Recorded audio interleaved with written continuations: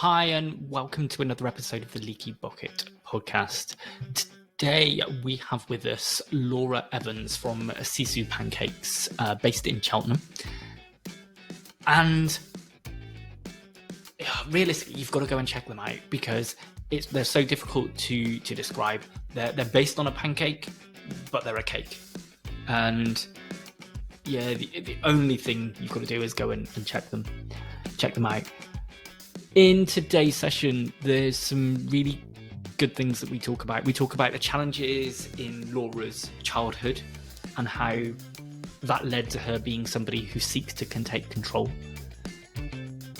We then also move through to Laura's career outside of business and how that helped shape the qualities that she could bring into her business.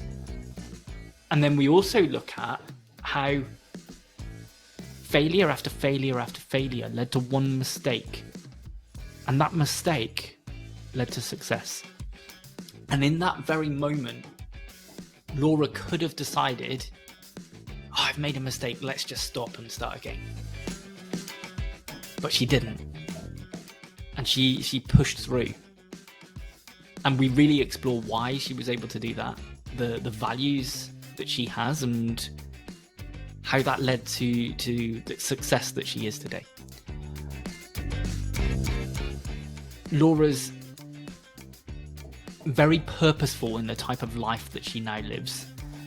And I think she does go on and she describes that she thinks that success isn't a destination, it's a journey that she's on and that she's chasing, and she's not quite sure what it looks like. But I think later on in the podcast, if you'll agree with me, that actually Laura describes the life that she's now living. And I'd argue that life is a successful life. She's very happy. She's very purposeful in the time that she has available for the things that she wants to be able to do in life. And I think it's a breath of fresh air that she's so aware of the decisions that she's making at all times and what the benefits really are to her. So go ahead and take a listen, because today on the Leaky Bucket Podcast, we have Laura Evans. Previously on the Leaky Bucket Podcast. I felt like amazing in terms of everybody wanted my support and my advice and my guidance, but I also felt overwhelmed and sort of going, why won't people leave me alone?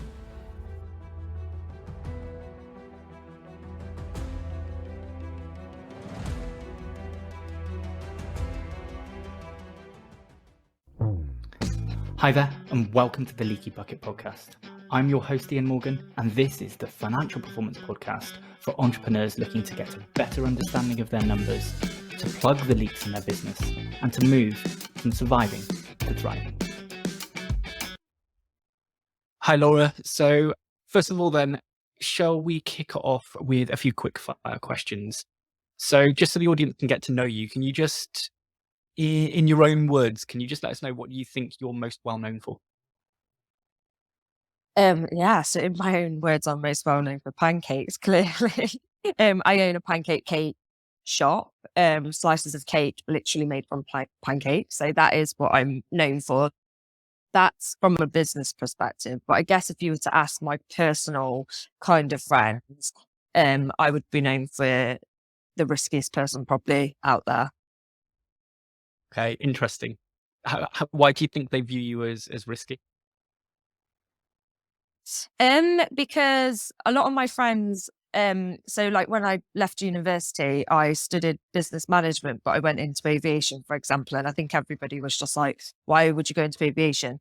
I'm not the most academic person. So, and I was always the person that went out and had a good laugh and had a drink. But yeah, I was always the person that took the biggest, I feel like some of the biggest risks that were very left field and surprised a lot of people. So it's a general joke amongst personal people that probably know me really well that I tend to do the opposite to what people expect. So given those surprises that people have about you, what do you think it is that people misjudge about you the most? I think that I work hard, play hard, but when I play, I go hard, and I have done in the past, not so much now.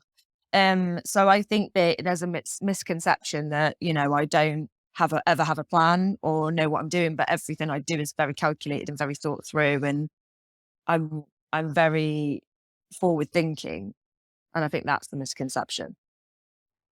Okay. Yeah, interesting. I think, yeah, reflect on it. People I know that you think, well, they're playing hard. That, yeah, I think it's very easy to go, yeah, they're just sort of fly by night. There's no real plans. They just do whatever comes their way. Mhm. And yeah, so yeah, no, very interesting. Have you got like top three values that you live by? Yeah, yeah, definitely. So I would probably say, basically taking any opportunity that comes your way, like never saying no if you can help it. I've tried to do that throughout most of my life, and I think that sometimes um, I've fallen short of it, but I've definitely learned to do it more as I've got older.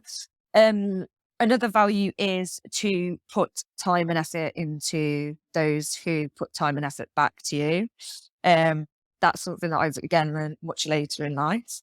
And spending as much time really with family, trying to have a balance and not feeling, sucked into the kind of busyness of life, like trying to create balance amongst your life, whether that be having a hobby, whether that be making sure you leave work on time, whatever it is that you need to do, like keeping that promise to yourself, like having a fundamental promise to yourself about something that you're not going to deviate from. Interesting. So that's like easily said, harder to do. How do you make sure that you do live that promise and you don't end up breaking it? Um, so I'm just really, really firm with myself. Like I basically in my head, I'm like, I have to say, for example, if I have to leave at a certain time to collect the boys, I just tell myself that everything can wait. It's about being realistic. Like, what is the worst case scenario? So it's like, what is the most likely outcome, and what's the best case, and what's the worst case scenario? They're the three things that I always say to myself in most situations now. If I'm worried about certain things, or if life's hectic and I can't do certain things, or say I don't go for a run or to the gym, that's what it would be. It would be, well, what's the worst case, best case, and what's good about it if I do it? Okay. So do you think you're leading a successful life already, or do you think you're still on a pathway towards success?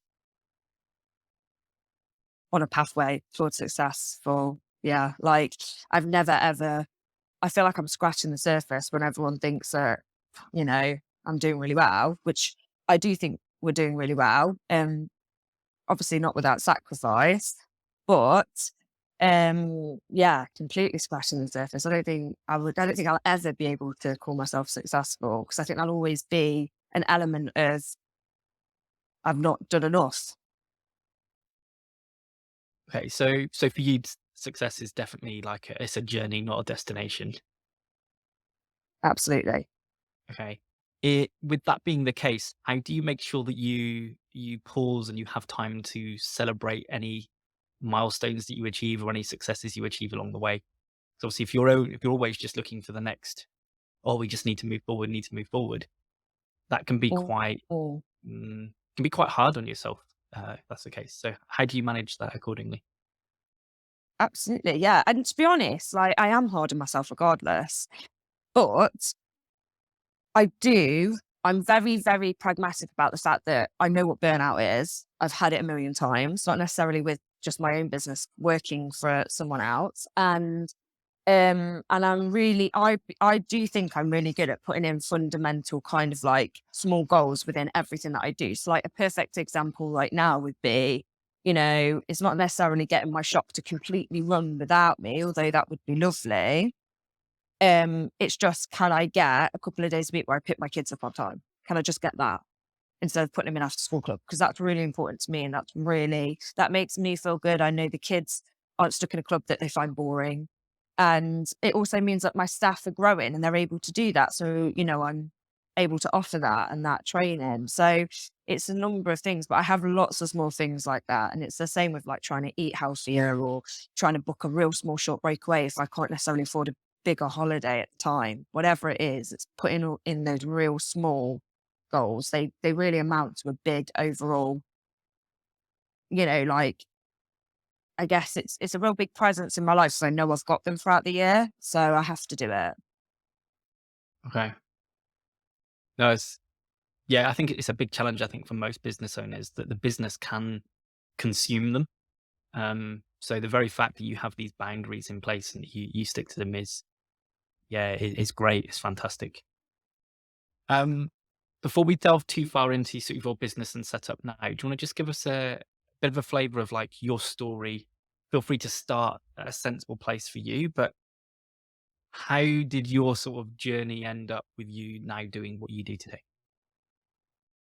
Yeah. So Um, in essence, I grew up mixed race, and it's taken me years to really realize how much that made me into the person I am today. So I grew up with an English Polish mother and then a Pakistani Indian father, and they were together. And when they got together, it was like very frowned upon and lost kind of both sides of their families in doing so. So when I grew up in, I would say, in quite a tough situation from a childhood because I never really felt a sense of that belonging. And I think even though I belonged within my own family, it really was tough for me. Like at school, I was like heavily, heavily bullied. And one thing that really sticks out to me is when I got to high school, I was bullied so bad, like I didn't really know if I could walk home that day, if I'd get home. And I just remember getting to a point where I was like, stop this. I have a choice. I actually have some control in the situation, even though it felt so out of my control.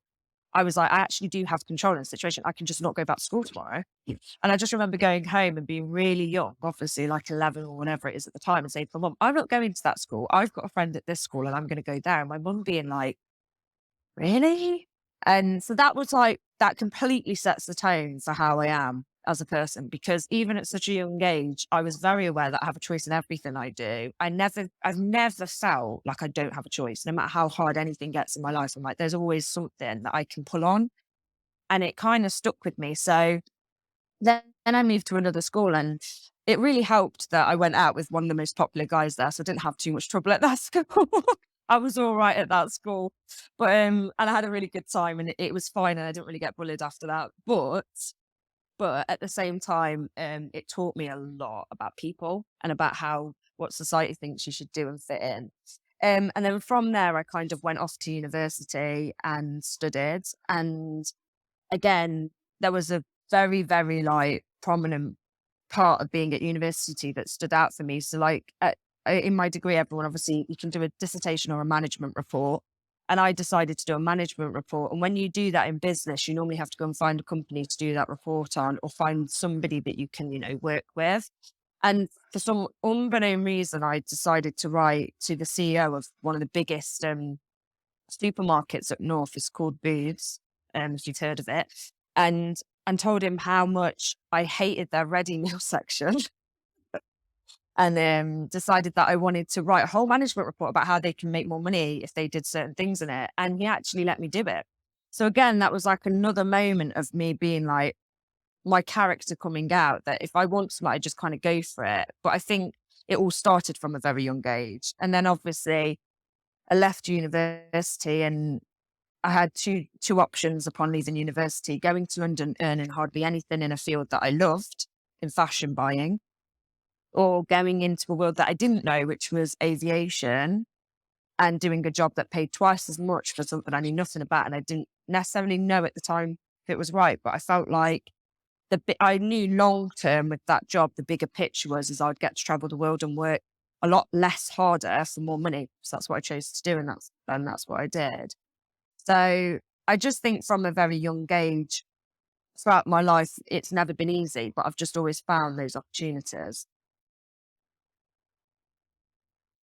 Do you think do you think that early challenges of being bullied and thinking you were different for a bad reason, do you think Do you think that that shapes like some of your decisions and challenges that you take on today?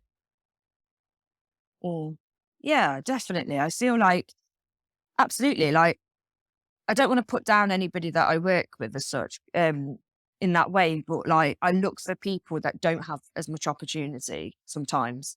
And I feel like it's because I can relate. Do you know what I mean? It's like, I'm gonna try and work with people who are working really hard and just don't have a break. Like, and nobody's really there. Like a perfect example is before I got my shop at SISU, I reached out to so many small business owners that own patisseries or cake shops or anything where I thought I could plonk myself in the corner and try and sell a cake. Nobody was interested. Nobody. Because I was just a home baker and I got called a home baker quite a lot. Well, you're a home baker, and we're quite commercial.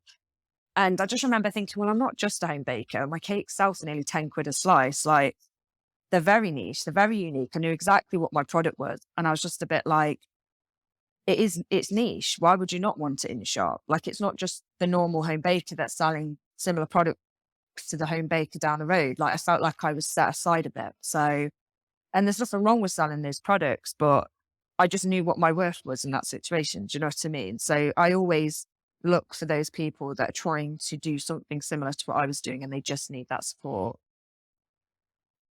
Brilliant. So you find you're building a team of characters that have that same they've got that same understanding and view of the world that you have in terms of um, opportunities don't find you, you make them. And actually Yeah. times of adversity are probably the best times to find the best opportunities. Is that Yeah. okay?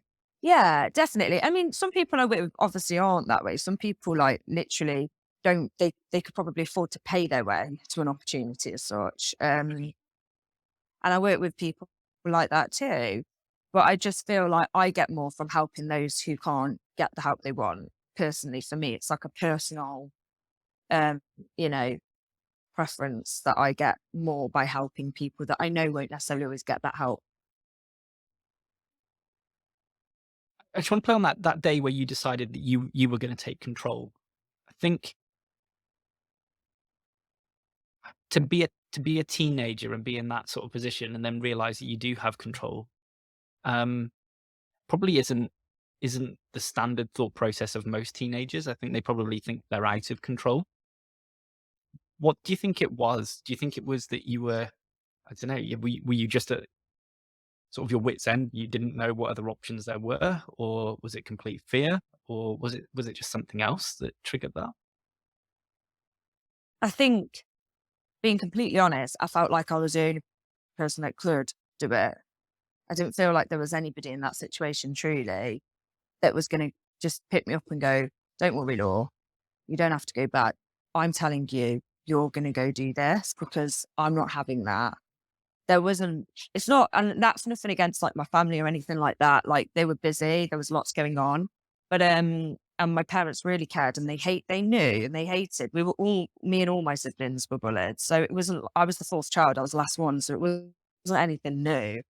But I just think that there's very little support, that no one spoke about mental health back then at all. So I was definitely anxious. I was definitely probably depressed.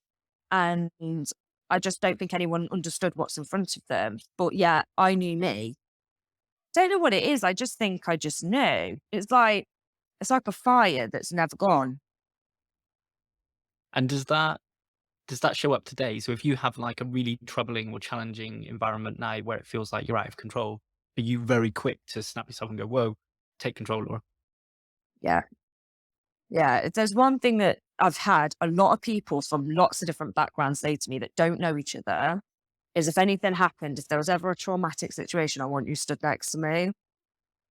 And I think it's because I don't really flinch at that type of like high level stress. And I just think that's the environment that I grew up in, was it just became normal to feel stressed. So now the normal level of stress doesn't, or even a high level doesn't really affect me. It would have to be like something really significant for me to not still breathe and go, well, this is what we can do.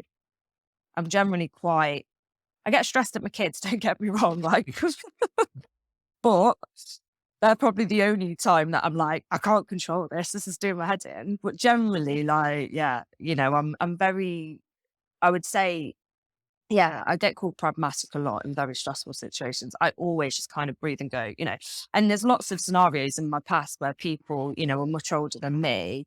And they've had people they could ask for help, but they've asked me and I've been much younger because they feel like I'll be able to help them. So, Yeah. Not that you'd want to wish that level of bullying or racism on anybody, but obviously it feels like that defined you as a person and who you are today. Do you think if you could turn back time, you would change it and you wouldn't have the bullying, or do you think it's made you who you are and it's a strength? yeah, I wouldn't change it. No, I just think that it's just part of my story. So I wouldn't change it. But at the same time, I feel really happy that it's spoken about more. Yes. Good, interesting. I think there's many people who, from the outside, would probably go, "Oh no, you just want to go away and take all of that away, and let's not." Mm. Or having a difficult childhood or difficult upbringing, but the strengths that all of you're talking about now, I think almost like that shaped you and defined you. That you became this strong, independent person who can make clear decisions and still have fun along the way as well, and then just enjoy life for life. Yeah, So, yeah, um, yeah. so what do you think's your biggest success within? I was going to say within your business. Yeah, let's go within your business. 'Cause if we go life, I know where we're going to go. We're going to go children and things like that. So let's. Yeah. What about within your business? What's the biggest success that you've had? My employees, 100%. Like, I just feel like, I mean, don't get me wrong, like, I love the product and I love the community that's been built, but 100% it's going into work every day and seeing the team. I just love it. I just think that that's always been something I've always wanted to be able to do, is build a company that I wish I could have been part of. And obviously it gives me a lovely lifestyle, but biggest success has got to be that, we've built something that supports other people. Yep. And were you quick to take on your first hire, or you Nope. would? I wish. No. So I developed the products for 3 years nearly before. You've got to think, like, it's cold pancakes in a cake. In England, people eat pancakes hot. So I developed it, tried to sell it, realized I couldn't sell it, and then tried to sell it for really a high end, realized I couldn't sell it. But yeah, I can't remember what the question was now. I've gone off topic. That's all right. Let's go with, like, how did you, when you were getting those challenges and you couldn't sell it, how did you have that resilience to keep going? Is that element of your upbringing of the take control? Yeah, relentlessness. Like, and not just that, like, I had the end vision in my head. And so I was just like really relentless to make sure that it was exactly as I wanted it. I just kept going, really. How It's hard to explain.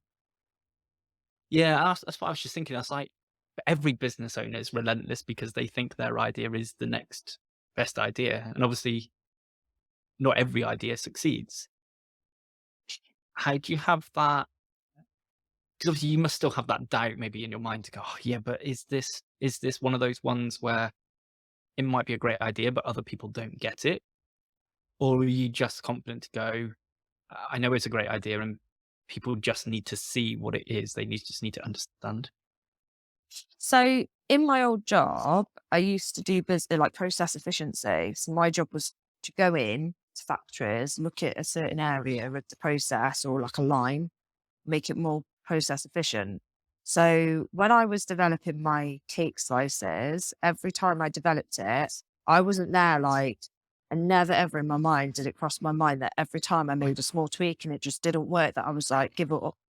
Because I come from a world for like the last 13 years where we tweak in engineering the smallest little thing to just get that bit closer. And you're talking like 10 years before we might have a part on a product that's made with a certain, I don't know, metal that does what you want it to do. It could take forever. So I think a huge part of my background in my old job about being like a lean manufacturing specialist was like, it doesn't matter if it's a year in and this product isn't what I want it to be, but I am literally, look where I started. And this is like the small things. So if I changed the amount of eggs I put in a recipe, I take 1 egg out. If I changed a bit of caster sugar, I'd take 10 grams out, and I just did it for 3 years. So it was never like, in my mind that I wouldn't get there. It was just more, I was so focused on the small changes that one day I made, well, actually it wasn't one day, it was over the course of the week, I probably made about 3 major mistakes. And that's the cake that everyone's eating today. So actually, the success came out of what some people might see as failure. Yes, 100%. Yeah. I did something because I forgot to do, there's parts in a process that are like very, very like specialist to us.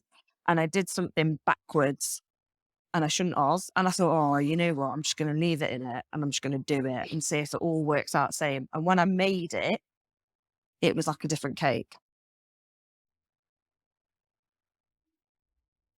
Just no, I think it's fascinating, but I'm thinking that I think it's a common way how things happen. But everything you said about your character and having control and wanting to be in control, that actually your biggest success came out of a moment where everything inside of you must have been screaming, "Burn away, start again." Yeah. Yeah, absolutely. But I think over the time of developing the product over the 3 years, I learned that for me, like when it comes to cakes, it's even in my life, control is things that are out of your control. I want to control things out of my control. But when I was making the cakes, I knew everything was in my control. It was up to me how many grams of sugar I was putting in. It was up to me how many eggs, how long I whisk about for.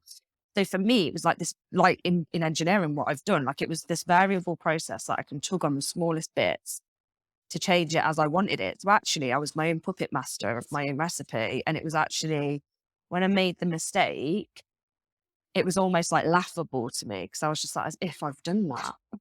Like I knew exactly what I needed to do. But I think at that point, I'd done it so many times. I was just like, you know what? I'll just make it and see what happens, because you're talking like, I literally would make, I'm not joking, like so many cakes a day. So many. So So if you make one wrong, I was just like, I just make another. in terms of your team, if obviously your biggest success came out of a mistake or a failure or whatever you want to call it, how do you manage? Yeah. How do you manage your team in terms of um, certain types of mistakes maybe are okay? Obviously, you don't want somebody making mistakes 99% of the time, but how do you embrace them to go, it's okay to make a mistake because you just don't know what it might lead to? Yeah. So again, my old job was writing processes, making sure everything's written down, having a system, having an order, having a step-by-step process map. So it's safe to say that my whole process is literally fail-proof.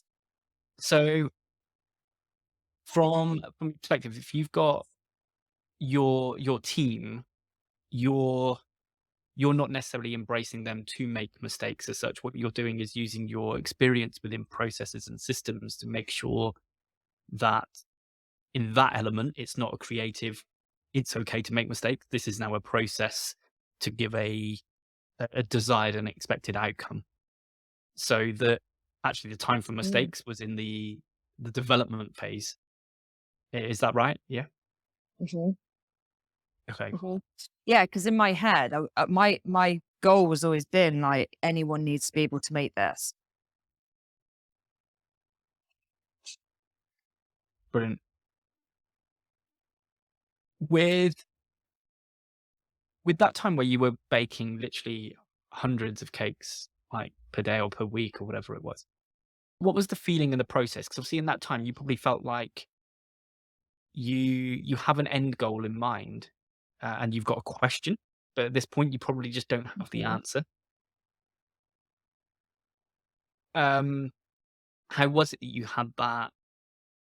I don't know. How did you not want to quit?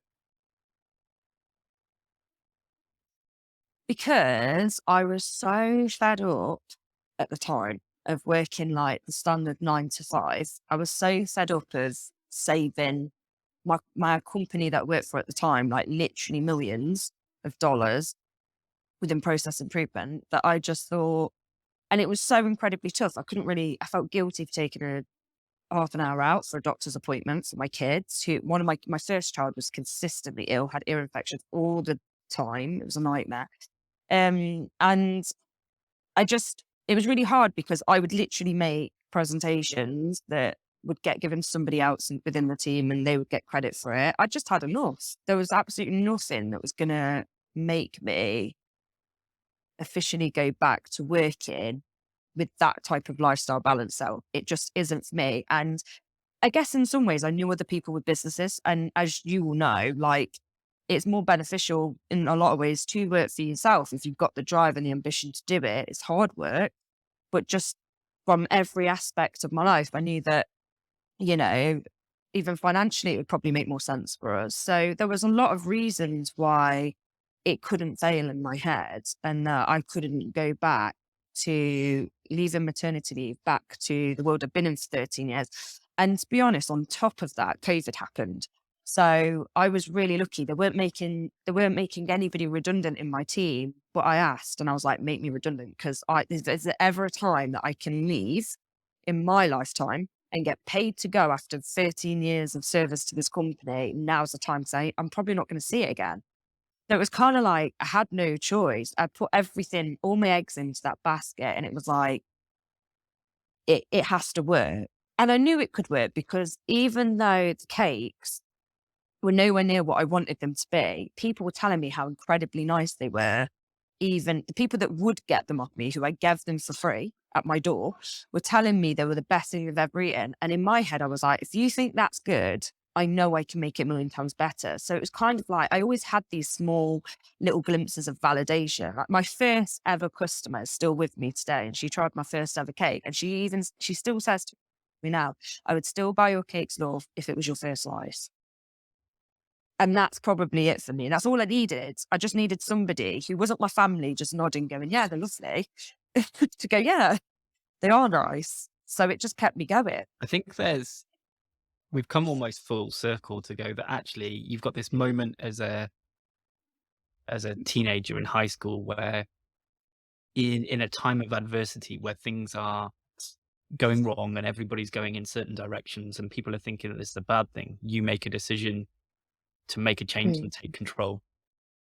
I doubt there were many people during COVID who were asking to be made redundant, and you're being brave and you're doing the complete opposite yet again and taking control.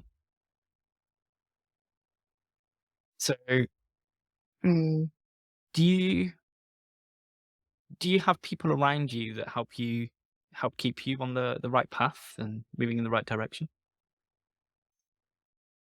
Yeah, definitely. Like I'm really lucky because I know a few other people with quite successful businesses. So I pull on them when I need to talk to somebody and say, I've got this problem. What do you think? So I've got it from a business perspective. And then obviously my husband is my biggest advocate. He was the one that renovated our shop whilst working full time. He did it at night for 7 months. So he's always kind of been like, I know what you're doing is going to happen and I know you'll do it. So yeah, between, I would say mainly my very, very small circle of close friends that I would divulge anything to, and my husband. Yeah. I always reach out if I need that though. Like, I know when I need it. Do you think obviously you've gotten a bit left field in terms of what you consider as a cake? do you come up against challenges with the industry where you're constantly battling and you're thinking in completely a different direction? Yeah, absolutely. Like, it is not easy selling a product that no one's even really seen before. Number one, not easy selling a product that people traditionally eat cold, and not easy selling it as a high end product. You know what I mean? Like, if I was selling my cakes for £2 a slice, I don't know, maybe I'd be a millionaire by now, who knows? But it isn't, it just isn't easy. So yeah, like, I get it all the time, but that's why for me, like, luckily for me, because nobody would buy it in the early days, I had to basically build it from my brand. And it is the brand that carries the business. Everybody knows who we are, what we do, how it was built. Everybody knows the backstory. The community that's now invested in SISU tell the next person, I've never sold a slice of cake. I've never stood there in front of anybody and gone, you should really try this cake. It's so nice. Like, it's the best thing you'll ever try. It's completely bespoke, completely niche. It's got no bad stuff in it other than like sugar. But like, I've never had to, because the next person sells it. Whoever comes in and buys it, they sell it to the next person, and they sell it to the next person. And so from my community that I've built, I don't get much pushback because they do it for me. But if you were talking from business to business, that's incredibly tough because, they've then got to sell it. If I wholesale, they've got to sell it on. So sometimes it can be tough from that perspective. Because if I'm saying to a wholesaler, potential wholesaler, this is what it is, they're like, oh, well, people get it. But then they realize that actually people are asking for it, which is why we've approached them for wholesale. So it can be tough. Laura, have you got a particular time of day that you're most productive and that you get your best work done? Yeah, absolutely. I'd probably say it's between like 10 and 2 Okay, so smack sort of in the middle. midday. So like I've woken up. Yeah, I feel like when it's midday, it's like I can really focus because I've not got the kids, no one's around, and then I'm either just working in a cafe away from the shop where I'm not distracted. So that's probably the best time. But I'm not going to lie, all my best ideas do come before I go to sleep, Brilliant. and then I work on them in the day. And if we were to ask your children what you do for a living and what you do day to day, what do you think they'd say? Make pancakes, not cakes. Okay. So they definitely put it as pancakes. They know I've got a shop though. They know it's a cake shop. They're like, you've got a cake shop, but then they're like, are you going to go make pancakes today? And I'm like, so it's kind of like swings and roundabouts. Brilliant. Have you got a favorite business or self-help book or a podcast or anything that you find really has helped you in your business journey? Yeah. So I actually have a business coach who's brilliant. And works with so he's called Adams. He's really good. And he has a podcast, so his podcast really helped me out. And on top of that, obviously things like Stephen Bartlett are great. There's lots of really great episodes on his podcast that I like. So yeah, I'd probably say they're the main ones. But I also think doing things like ice baths and just having more mindfulness in general really helps. So you come round to mindfulness. I think there's plenty of people who probably listen and go, an ice bath? No, thank you. What do you think that brings then for you? So it just brings me back down to earth. Sometimes I think to myself, oh my God, like I probably should have done that and we could be doing that. Or I'm really annoyed cash flow is not as great this month and now we can't go and do that. Got to wait a few months or whatever goes on, or the car's broke, got to pay for that now. Whatever it is that life throws at you, I just kind of always come back to, isn't it amazing that I get up every day and do something I love? Isn't it amazing that I can afford to have a decent coffee machine at home and have a nice coffee before I even get to work? I don't have to wait to use my coffee machine at work.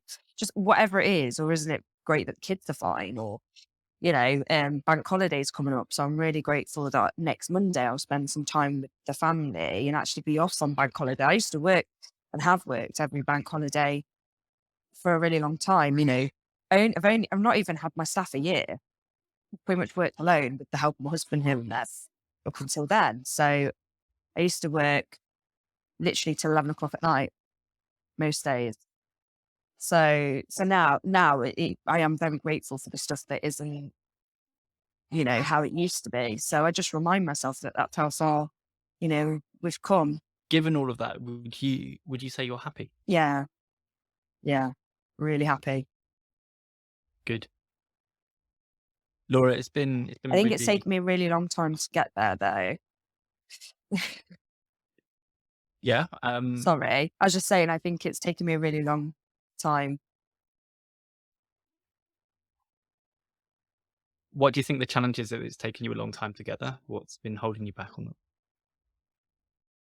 that? Because I definitely focused too much on what I didn't have versus to everyone else around me. So perfect example is like our childcare. So like we look after our kids solely, just us. We don't have necessarily childcare that we can just pull on at any point in time unless we pay for a babysitter. And childcare is really expensive. So yeah, I'd probably say, there was a time where I used to look at people who would just have, like, people just turn up on the doorstep and say, I'll just take the kids for the weekend. Shall I just take them?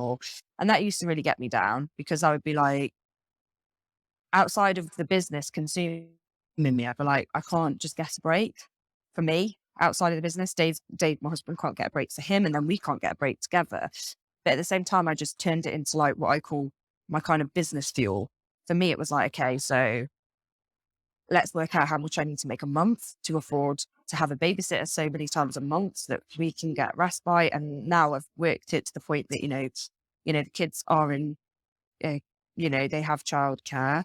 And I'm at a point now where, I'm obviously running my own business and it's half term and my son's at the shop right now whilst I do this podcast, playing on his Nintendo Switch, and I don't need to worry. So yeah, I think in the past I've always dwelled on what I didn't have. Not luxury things like cars or anything like that. I couldn't care less about that stuff. I still drive a really old Fiesta. But yeah, it's the other stuff, the stuff that, are nice to have. So a lot of people don't realise the nice to haves. Yes. I think that's great. I think too many people try and live a successful life based on what other people consider success. The fact that you've managed to define your own version of success and you're living it right now, I think it's just brilliant. Thank you, Laura. It's been an absolute pleasure having you on the podcast. A couple of bits. First of all, do you want to just tell people a bit about SISU Pancakes, where they can find you and where they can find out more about you? Yes, absolutely. So SISU Pancakes is an award-winning luxury brand. We're really proud of that. We sell bespoke niche pancake slices, and we sell them corporate, direct to consumer. And we basically do lots of extravagant, different, unique flavors week on week. And we also do a Saturday pop-up where we bring in another local baker to sell their bakes too. And that's where we are and what we do. We're based in Cheltenham on Clarence Parade and open Tuesday to Sunday. Fantastic. And then, Laura, before we go, we have a bit of a closing tradition. It's a bit of a quirky left field question. And that's, if you were going to start a new business tomorrow, completely unrelated to everything that you do, what would that business be and why? It would be 100% YouTube automation, where I have no assets, no nothing, and I basically trend off the best videos. That I have a page that basically puts on the trendiest videos and makes me loads of money whilst I sleep. That is the honest truth. I have no idea how to do it, but I'm sure I'd learn.